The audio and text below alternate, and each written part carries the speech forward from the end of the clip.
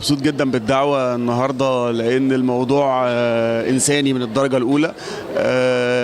الموضوع بتاع الأطفال أو الأطفال الشوارع مضايقة ناس كتيرة جدا، مضايقة الشعب المصري كله، وعايزين نفسنا إن احنا نتخلص من الظاهرة بتاعت أطفال الشوارع. والله أحيانا أطفال بيصعبوا عليا جدا جدا لأن هم مش فاهمين حاجة، يعني هم مش فاهمين هم بيعملوا إيه.